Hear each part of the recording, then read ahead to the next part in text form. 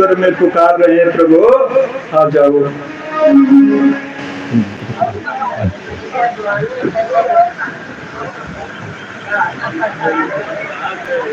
तो दुखियों की आवाज तो है कृपाण की धार। भैया देवक से भगवान के चरणों में सिद्धासन समर्पित है। इससे भी पहले जिन भाइयों बहनों माताओं की ओर से भगवान के चरणों में सिद्धासन समर्पित भगवान श्री कृष्ण ने आप सभी का कल्याण करें, माता रानी का उद्धार करें। प्रेम से सच्चे दरबार के। तो दुखियों की आवाज तो है कृपाण की धार, नभ मंडल को भेद कर पहुंची वही तुकार। तो भक्तों के विपदा को सुनकर भक्तों के त्राता पिघल उठे, दीनों की दारुण दशा देख दीनों के दाता उगल उठे। सच्चे प्रभु वही कहलाते हैं, जब जन के दुख की खबर गई तो भूल गया वैकुंठ धाम, वो सुख की सैया बिसर गए।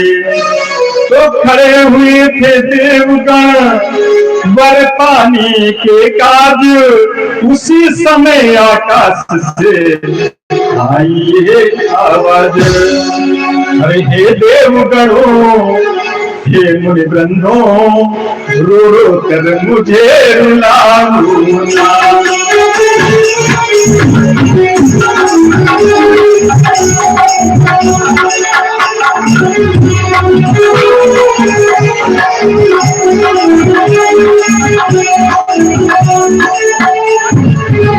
हे देवगणों हे मुनि वृंदों, रो रो कर मुझे रुलाओ। हे वसुंधर हे निश्चिंत रहो, अब ज़्यादा व्यथा सुनाओ।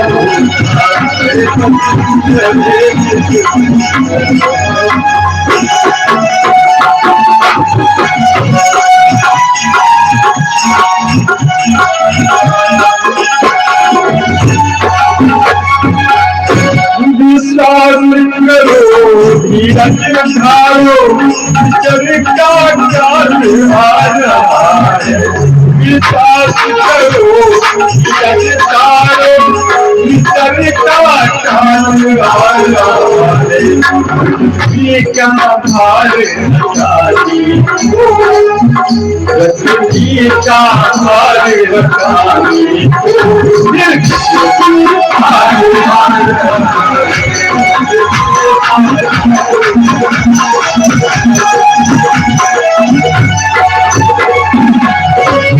आकाशवाणी हुई कि हे देवगणों हे मुनिगणों, मुझे रो रो करके मत रुलाओ।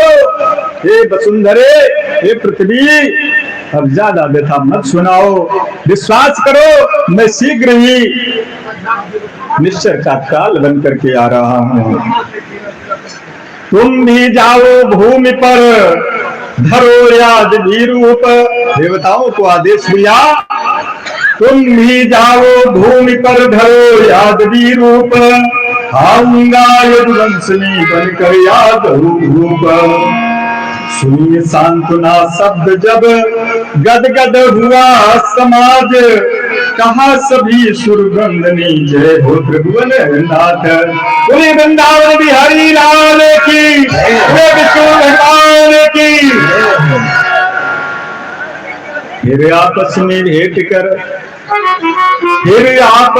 भेंट कर सबने किया पयान, और पृथ्वी की भी हुई गए विप्र सुखमान। उन्हीं दिनों में कंस के यहाँ हुआ उत्साह, देवक ने वसुदेव को दी देव की विवाह। उन्हीं दिनों कंस यहाँ एक विशेष उत्साह हुआ। कंस की एक चचेरी बहन है जिसका नाम है देवकी, जिनके पिता का नाम देवक है, कंस के चाचा का नाम देवक है। देवक ने अपनी पुत्री देवकी का विवाह महाराज कंस के मित्र वसुदेव के साथ संपन्न किया। वसुदेव जी बारात लेकर के आए, बड़ी धूमधाम के साथ देवकी और वसुदेव का विवाह संपन्न हुआ। कंस अपनी बहन को इतना प्रेम करता है कि हे राजन परीक्षित, अपनी बहन देवकी को स्वयं अपने रथ पर बिठा करके ससुराल भेजने जा रहा है।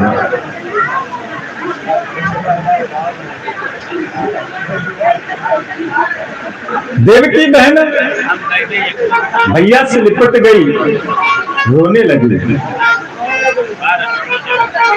कंस समझाता है, ये बहना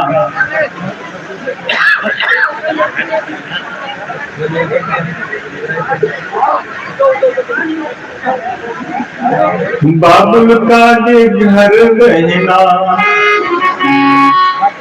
बाबुल का ये घर बहना, कुछ दिन का ठिकाना है। बाबुल का ये घर बहना,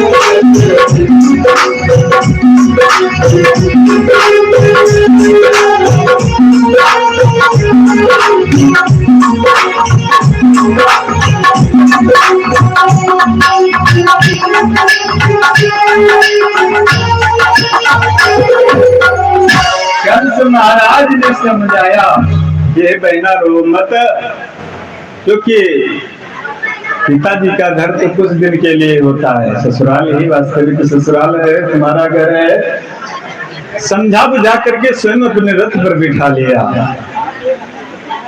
और स्वयं बड़े प्रेम के साथ महाराज कंस अपनी बहन देवकी को ससुराल भेजने जा रहे हैं। कुछ दूर रास्ता तय किया था, रास्ते में पहुंचे थे, तब तक आकाश से आकाशवाणी हुई, एक कंस, जिस बहन को तू इतने प्रेम से जिसकी ससुराल भेजने जा रहा है, इसी का 8वां गर्भ तेरा काल होगा। जब आकाशवाणी सुनी तो कंस को चकरा था। कंस का जो प्यार था, दुलार था, सब गायब हो गया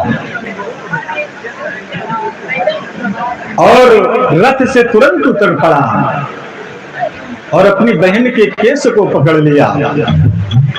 केस मतलब बाल को पकड़ करके नीचे खींच लिया और कहने लगा, न रहेगा बांस और न बजेगी बांसुरी।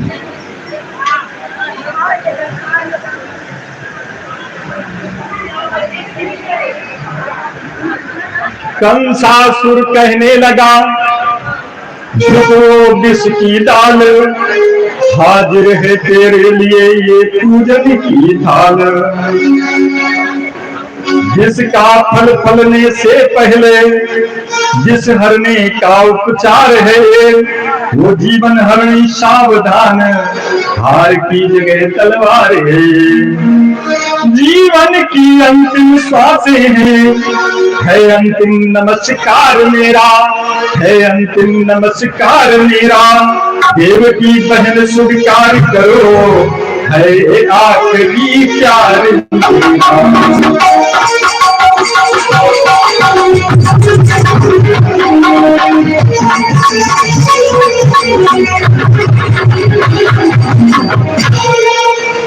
तू करना चाहा कंस ने जो ही बढ़कर घात, तभी कहा वसुदेव ने प्रेम विनय के। जो ही कंस मारने को तैयार हुआ, सारी सभा में सन्नाटा छा गया, कोई भी मुख से एक वचन नहीं उच्चार सका। तब वसुदेव जी आगे बढ़े और हाथ जोड़ करके प्रेम पूर्वक कहने लगे, हर प्रणवीर वीर कंसेश सुभद, प्रणवीर धीर कंसेश सुभद, तुम हो वीरों के पानी से।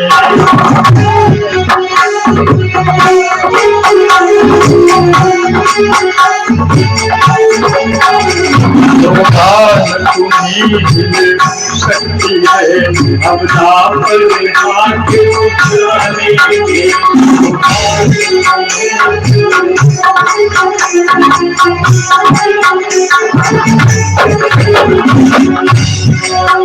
कंस ने क्या ये अपना है, अपनियों से बलवानी। कंस ने कहा ये अपना है या बलियों से बलवानी। मेरे बलि को बलि देती है या शहर बड़ी हरियाली।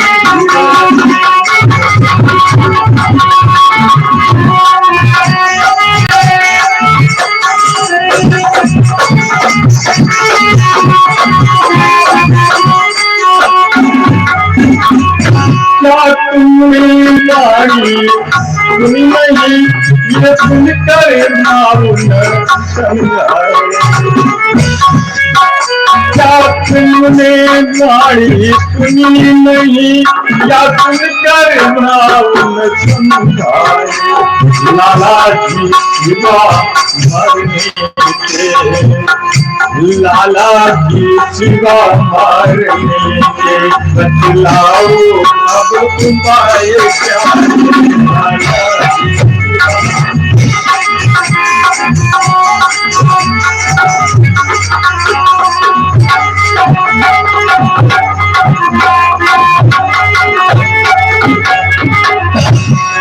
वसुदेव जी हाथ जोड़ कर कहते, महाराज हे मेरे मित्र, ये क्या करने जा रहे हो? तुम्हें तुम जैसे वीर को एक अबला पर हाथ उठाते हुए शोभा नहीं देती है। क्या तुमने, कंस कहने लगा ये अबला है कि बला है? तुमने सुना नहीं आकाशवाणी में क्या कहा है? वसुदेव जी कहते हैं कि सुना है तभी तो कह रहे हैं। हाँ, क्या सुना है? यही आकाशवाणी हुई है कि देवकी का 8वां पुत्र तुम्हारा काल होगा, ना कि देवकी। इसलिए मित्र, अगर मुझ पर विश्वास रखते हो, मैं क्षत्रिय हूं, मैं तुम्हें वचन देता हूं कि जब जब मुझे संतान होगी तब मैं ला करके तुम्हें समर्पित कर दूंगा। जब वचन दिया, सौगंध लिए, तब तो कंस दूर हुआ और कहने लगा, देखो मित्र, देखो वसुदेव, अपनी बात से तुम मुखर मत जाना। जब तुम्हें संतान होगी तब ला करके मुझे समर्पित करना।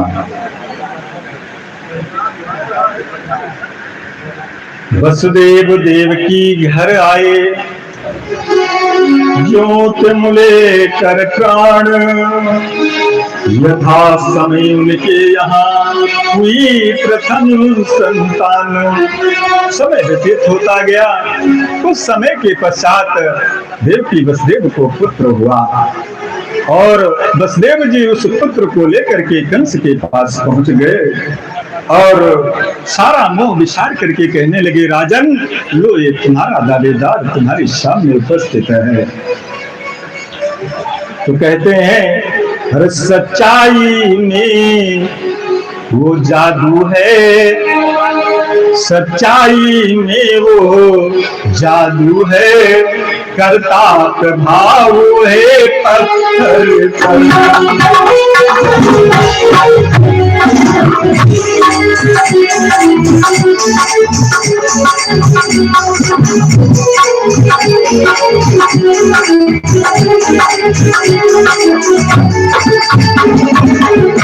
सच्चाई में वो जादू है, करता प्रभाव है पत्थर पर।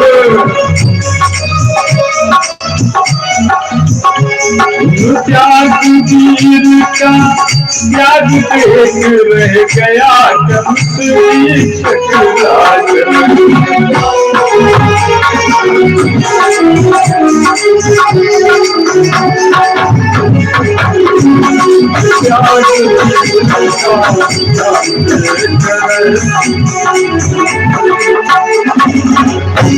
जब जब निष्कपट भाव से वसुदेव जी अपने पुत्र को लेकर के पहुंच गए तो उस नवजात शिशु को जब कंस ने देखा तो उसको दया आई, क्योंकि सच्चाई बोली, सच्चाई में बड़ी ताकत होती है, पत्थर को भी पिघला देती है। कंस कहने लगा, ए मित्र, इस मांस के लोथरे में मेरा क्या बिगाड़ा है, इसे ले जाओ, पुत्र सुख पाना। आकाशवाणी ने 8वां पुत्र कहा है, जब 8वां पुत्र तो उसे ला करके मेरे सामने देना। वसुदेव जी पुत्र को लेकर के देवकी जी ने देखा, बड़ी प्रसन्न है कि चलो कम से कम एक लल्ला तो बच गया। और जब बच गया बड़ा प्यार दुलार कर रहे हैं। इधर तक तो मूर्ति नारद जी मन में विचार करने लगे कि अगर दुष्ट दुराचारी इस प्रकार दया दिखाते रहेंगे तो पृथ्वी का भार हल्का नहीं होगा, इसलिए हमें कुछ ना कुछ उपाय करना चाहिए। चल दिए गुणगानी करते हुए, बीड़ा बजाते हुए, श्रीमन नारायण नारायण नारायण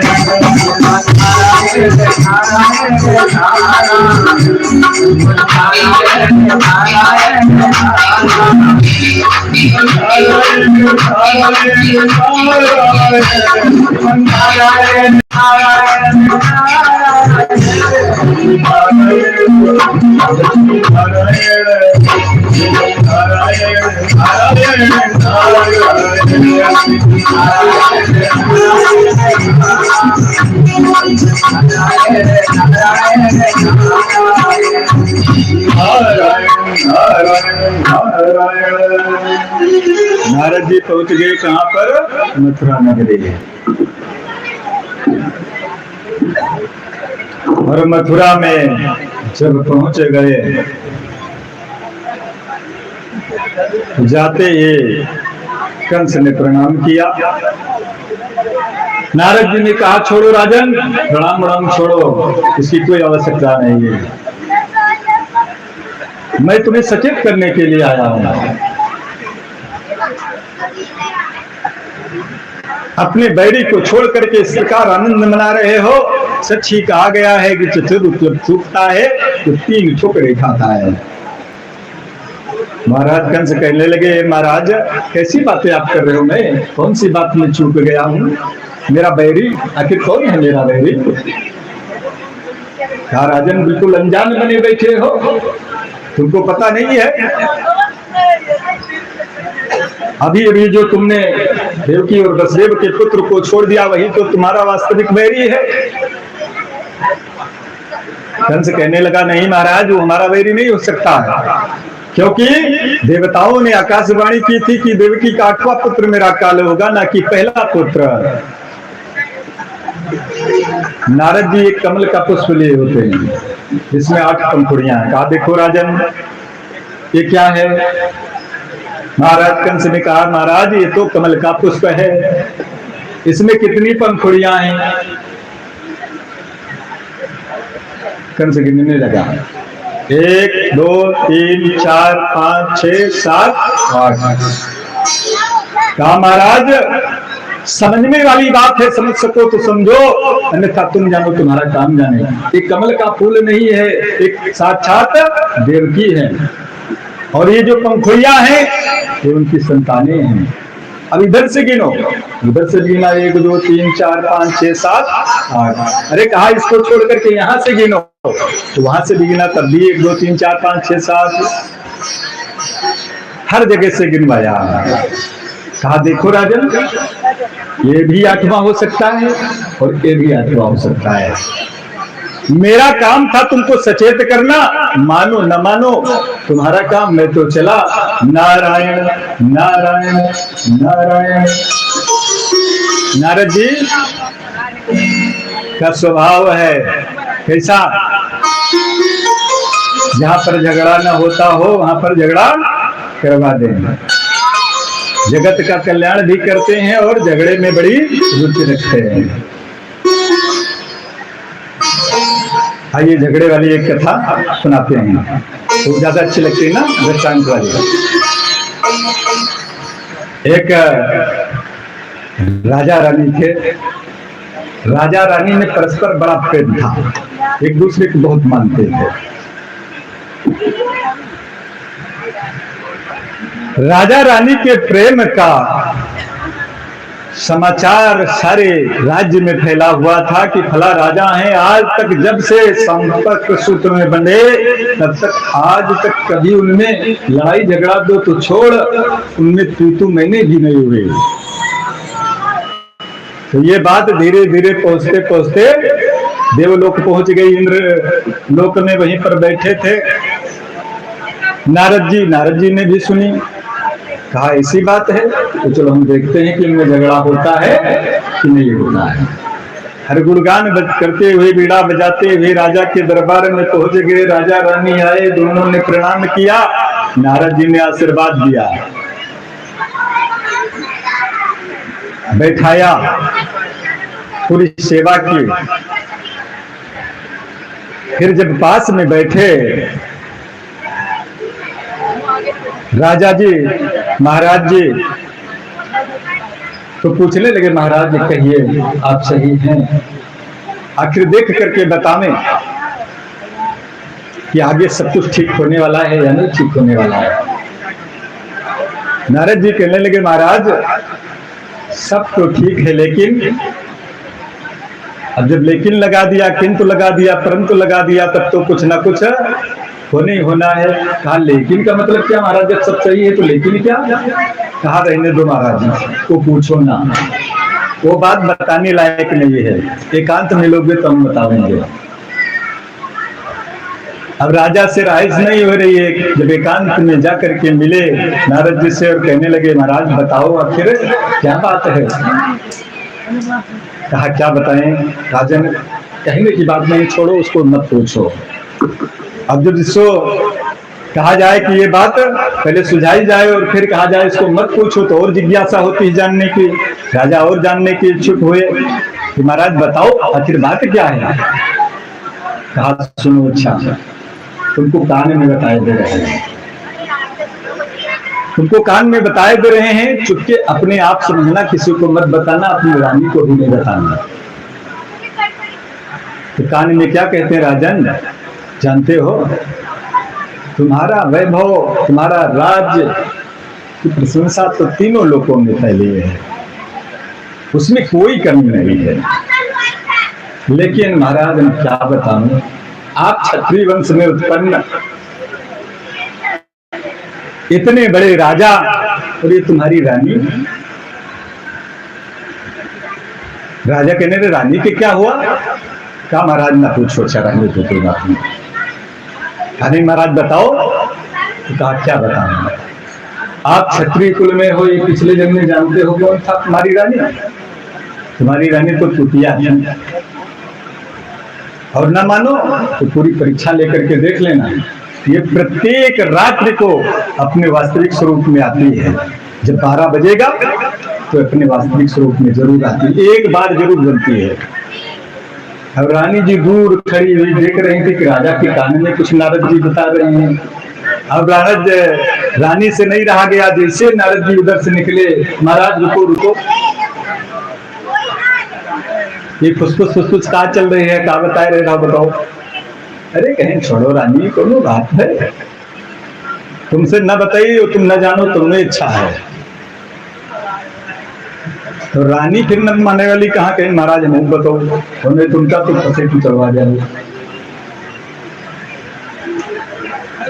कहीं देखो चुप्पे से बताए दे, तुम जानो और कुछ बताए तो कहीं कान लो इधर। जब रानी कान लाइन तो कहीं सुनो, तुम इतनी अच्छी रानी, तुम्हारे पिताजी इतने बड़े राजा, न जाने कौन कर्म करे रहा जो तुमका ऐसे राजा मिल गए। कहीं इनमें कौन कमी है? कहीं ये जन्म में नहीं कमी, लेकिन पिछले जन्म में जाना था, ये तो लोनिया रहे। और तुम कहा क्षत्रिय हो, ये कहा लोनिया? तुम्हारी इनके जोड़ को छोड़ेगा है, कहीं ऐसा नहीं हो सकता महाराज। कहीं न मानो तो आधी रात की यहाँ इनका वास्तविक स्वरूप आवत है, लोनिया हो जाता आधी रात में, और न माने तो इनके पीठ चाट के देखो। तब हम कहते हो अगर बात में जरसो गड़बड़ी हुई तो हमारा नाम नारद बदल दे हो। अब दोनों लोगन के यहाँ बता देंगे, अब दोनों लोगन के राय से नहीं हो रही। अब सोच रहे हैं, घड़ी देखते जा रहे हैं कि कब 12 बजे हम कब परीक्षा लें, और उन्होंने चुप्पी साधे मकर साधे हैं, सोचते सोए के पूरा बहाना कर रहे हैं कि हम सोए रहे हैं। दोनों लोग उधर मुँह करे सोए रहे हैं, उधर मुँह करे सोए रहे हैं। और जैसे 12 बजा तो रानी बहुत तेज है, हट से उठी, कहीं चलो परीक्षा ले ले, देखी सही है नारद भज के बात की नहीं। और पहुंची, जैसे कपड़ा उठाई और पीठ चाटे लाई, जैसे नमकीन नमकीन लाई। और नारद जी पहले बता चुके रहे राजा के यहाँ कि तुम्हारी रानी पिछले जन्म में कुतिया रहे। राजा तुरंत ही डांटिन बड़ी जोर से, चल कुतिया कहेंगे। अरे कहीं लो तुम चुप्पे रहे हो, बोले हो ना, कब तुम कोनो अच्छे हो, तुम पिछले जन्म लोनिया हो। कुतिया लोनिया, कुतिया लोनिया, सारी रात झगड़ा हुआ। यहाँ तक कि पहुंचे के बाद सवेरे तुम अपने राज्य चले जाओ, हम अपने राज्य चले गए, तो हमने पिताजी के यहाँ जब देखी नारद जी ये तो बात बिल्कुल बिगड़ जाए वाली है, तो कहीं चलो कुछ ना कुछ निपटारा करे चली। जैसे रानी तैयार हुई कि हम अपने मैके चले जाओ, तो पहुंचे, नारायण नारायण। राजन क्या बात है, क्या मतलब? कहीं महाराज आप सही कहते रहो, तुम्हारी बात एकदम सही है, बिल्कुल सही निकला। ये जा रही कुत्ते हो तो जा जी, इनका बतबई ना, कहीं लोगों उन तुम्हारे पास रहा न कर, फिर लड़े लाग। तो कहीं सुनो सुनो झगड़ो ना, आखिर बुद्धि लगाओ। सब लोग कहते रहे कि तुम लोगों में कभी झगड़ा नहीं हुआ, इससे हम सोचा थोड़े झगड़ा हो जाए। विचार करके देखो, बुद्धि लगाओ। हर व्यक्ति का शरीर पसीना नमकीन लगता है, और जो कोई चाहती तो चुप करते काम होते हैं। इससे तुम लोग झगड़ो ना, तुम्हारे में न कमी है नहीं लेकिन कमी है। हम तो सिर्फ लुत्फ लिए ऐसी बात देख रहे हैं। प्रेम फुले आनंद कंद श्री कृष्ण भगवान की श्रीमन नारायण नारायण नारायण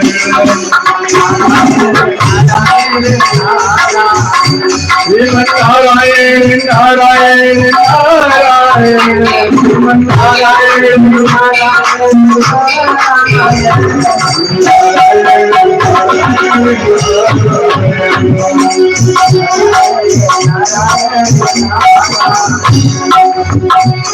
नारायण नाम लेते हैं, जो नारायण नाम लेते हैं, पाप होते हैं,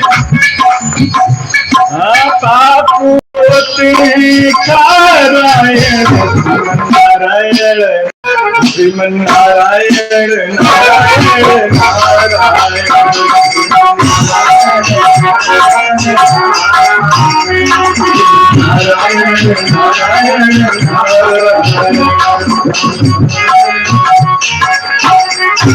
नारायण नारायण। राजन मानो या न मानो तुम्हारी बात नहीं को चला। नारद जी चले गए। अब राजा कंस के दिमाग में खलबली मची। फौरन बुलाया दरबारी को। दरबारी जाकर के वसुदेव से कह दो अपने पुत्र को लेकर के फौरन हाजिर हो। और दरबारी पहुंचा, संदेशा सुनाया। वसुदेव बेचारी क्या करें, अपने पुत्र को लेकर के आए, कंस को सौंप दिया। कंस ने तलवार से उसके 2 खंडे कर दिए। हे राजन परीक्षित, यही नहीं एक एक करके कंस ने देवकी वसुदेव की 6 पुत्रों की हत्या कर दी।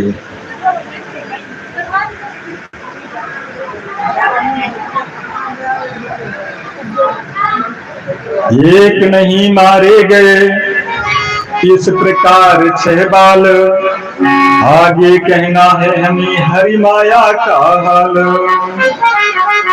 कुगर्भ 7वां खींच कर, जब 7वें गर्भ की बारी आई तो माया ने अपना काम किया। गर्भ 7वां खींच कर माया ने तत्काल, देव रोहिणी उदर में जिया तेज डाल।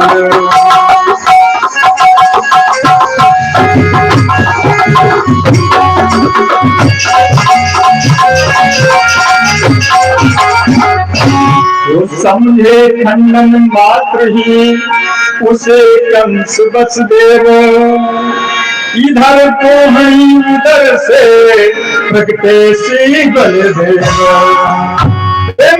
राम भगवान की। 7वें गर्भ को खींच करके माया ने वसुदेव की अगली पत्नी जिनका नाम था रोहिणी, उनके गर्भ में उसे स्थापित कर दिया। समय आने पर वही बलदेव के रूप में प्रकट हुए। बहुत बल है इनमें, इसीलिए बलधाम भी कहा गया, हलधर भी कहा गया।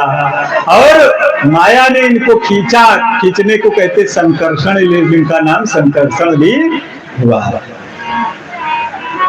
अब आगे के गर्भ में आते हैं यदुनाथ, और सोताग्र पहले में सादर जो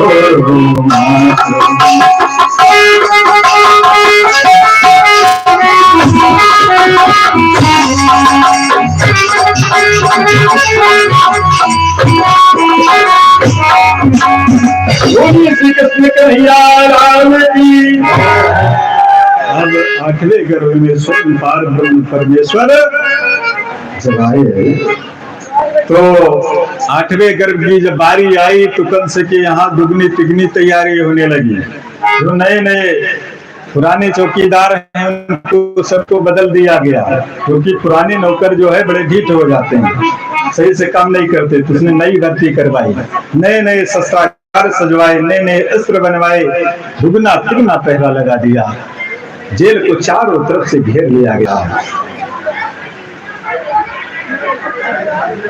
इधर कंस दिन दिन जो जो समय पूरा होता जाता है त्यों त्यों कंस उदास होता जा रहा है। धीरे धीरे करके हे राजन परीक्षित, देवकी का 10वां मास पूरा हुआ। और जब पूरा हुआ तो सुंदर समय आया। हे राजन परीक्षित, जब भगवान के प्राकट्य का समय था, उस समय भादव के कृष्ण पक्ष की अष्टमी तिथि थी, रोहिणी नक्षत्र था, दिन बुधवार था, घनघोर अर्धरात्र थी, रिमझिम पानी बरस रहा था। थी अर्धनिशा घनघोर घटा, बूंदों की तनिक रिमझिमी थी। श्रोतागण है ये विश्व विदित भादों की कृष्ण अष्टमी थी। पहले थी पृथ्वी हरित वसन, क्षण क्षण उमराई जाती थी। ही प्रकृति पुनीत उमंग भरी सुचि शोभा स्वयं सुभाती थी। वैसे भी पृथ्वी सावन भादों में एकदम हरियाली ही हरियाली रहती है, लेकिन जब भगवान के प्रकट होने का समय आया तो और भी ज्यादा हरियाली हो गई। असमय वृक्षों में फल फूल निकल आए, मंद मंद बयार चल रही है। पृथ्वी पर आकाश पर आई, पृथ्वी पर आकाश पर थी विचित्र सी शांति, मानो आशा सूर्य की आई थी संक्रांति। इतने में देवता लोग आकाश से जय जयकार करने लगे, बोले विष्णु भगवान की। और जो जो जय जयकार हुए क्यों ही भगवान प्रकट हुए। क्या हुए? प्रकट हुए। भगवान पैदा नहीं होते हैं, भगवान प्रकट होते हैं, जैसा कि गोस्वामी तुलसीदास जी ने बताया है। भय प्रकट कृपाला दीन दयाला कौशल्या हितकारी।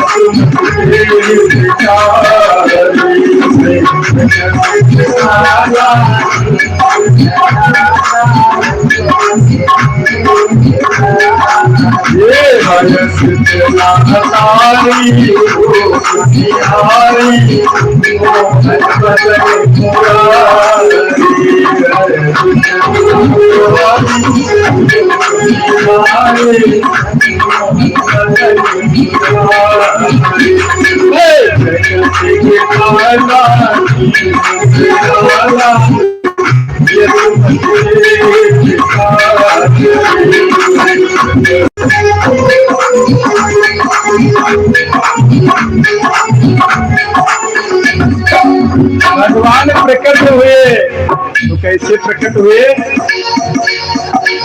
भगवान का स्वरूप कैसा है? इतने में जय जयकार हुआ, जेल की दीवारें चमक उठी, एक विशेष प्रकाश हुआ और ऊपर से आकाश से देवता लोग भगवान को पुकार रहे हैं, बुला रहे हैं।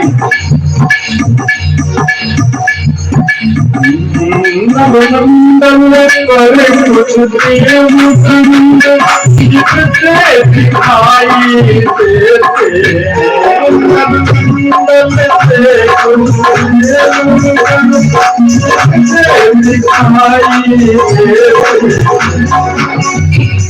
आओ जगधर आओ प्रजपति ये बोल सुनाई।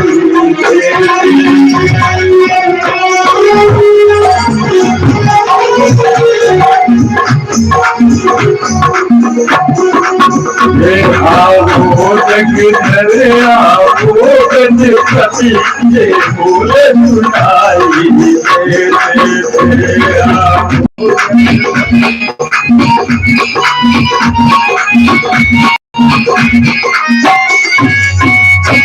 वसुदेव प्रेम की एक और रोते थे काली कमली, बसते उठे एक और रोते थे काली कमली। श्रद्धा काजल खड़े हुए जकड़ी हुई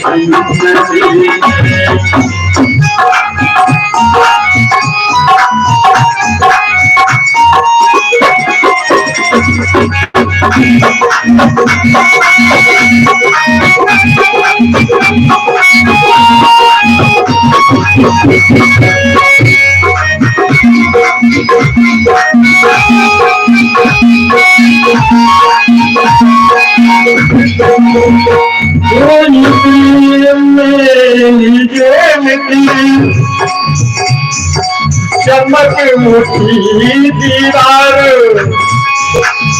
कैसी भक्तों के यहाँ आए जगदाधार। दोनों के दिल शरीर हुए दोनों हो गए भुला।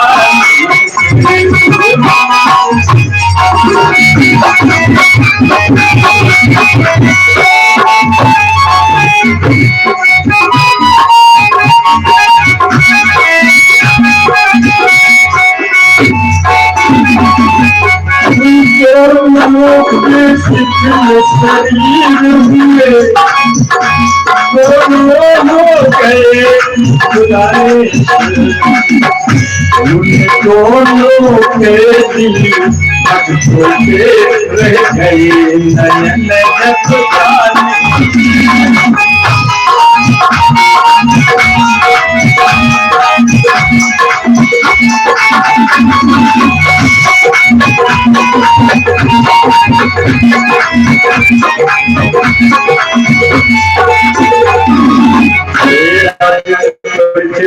जब भगवान प्रकट हुए तो एकाएक विशेष प्रकाश हुआ। देवकी वसुदेव के अंग शिथिल हो गए। भगवान कैसे प्रकट हुए? भगवान का स्वरूप है, उसका वर्णन शेष शारदा भी 1000 मुख से करें तब भी नहीं वर्णन कर सकते हैं।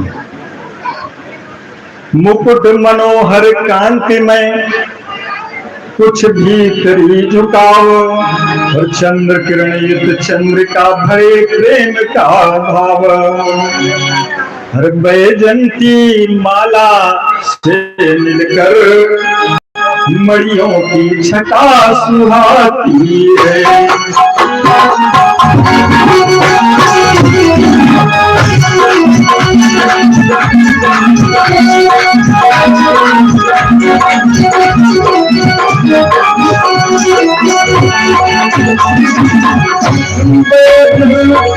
माला से मिलकर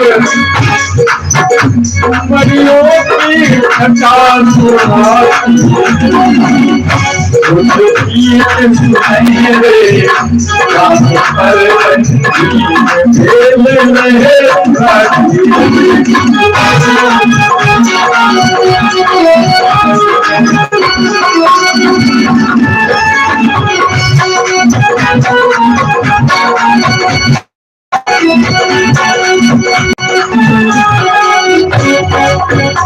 भगवान जब प्रकट हुए तो कैसे प्रकट हुए? चतुर्भुज रूप है, 4 भुजाएं हैं, चारों भुजाओं में क्रम से शंख चक्र गदा और पद्म धारण किए हुए हैं। गले में वैजयंती माला पहने हुए कौस्तुभ मन शोभायमान हो रही है। साक्षात विष्णु भगवान के रूप में प्रकट हुए। देख अलौकिक रूप वह खुले हृदय के नयन, कहा भक्त वसुदेव ने जय जय करुणायन। उद्धार हुआ हम जीवों का जो जगदाधार पधारे हैं, खुल गए भाग्य हम दीनों के जो करुणागार पधारे हैं। हा देव जगत पति आगे हैं, पर पूजन की न सामग्री है। हथकड़ी हार तसला थाली फटी पुरानी कम लिए है। भगवान साक्षात मेरे सामने है, लेकिन मेरे पास कुछ पूजन के लिए कोई सामग्री नहीं है। हाथों में हथकड़ी, पैरों में बेड़ियां लगी हैं। हे प्रभु, मुझे इतना अवसर दे दो कि मैं आपके चरणों तक पहुंच सकूं। कुछ नहीं है तो इन नैनों के अश्रुओं से ही मैं तुम्हारे चरणों को पखार सकूं। दया सिंधु वसुदेव के सुन करुणा में बहन, मुस्कुरा कर कहने लगे तात न हो बेचैन। भगवान मुस्कुराए और कहने लगे पिताजी ज्यादा बेचैन मत हो, क्योंकि तुम्हारा घोर त्याग देख करके ही तो मैं आया हूँ। याद करो पिछले जन्म में जब आप कश्यप जी थे, आपने कितना कठोर तप किया था। तुम्हारे कठोर तत्व के वशीभूत होकर के तो मैं तुम्हारे यहाँ पुत्र बनने के लिए तैयार हुआ हूँ। देखना एक ना एक दिन दुष्ट कंस के मार करके तुम्हारी हथकड़ी बेड़ियां अवश्य छुड़ाऊंगा। आज से इस जेल को मेरी जेल मत समझो, ये तो मेरी जन्मभूमि है। आज से लोग इनकी पूजा करेंगे। आज भी जेल की पूजा होती, जन्माष्टमी का त्योहार आता है तो बड़ी धूमधाम से मनाते हैं। हम लोग उतनी धूमधाम से नहीं मना सकते हैं, जहां पर जेल होती है वहां पर जितनी धूमधाम से जन्माष्टमी का त्योहार मनाया जाता है, क्योंकि भगवान की वो जन्मभूमि है। हे पिता, किसी तरह मुझे रात ही रात में गोकुल पहुंचा दो।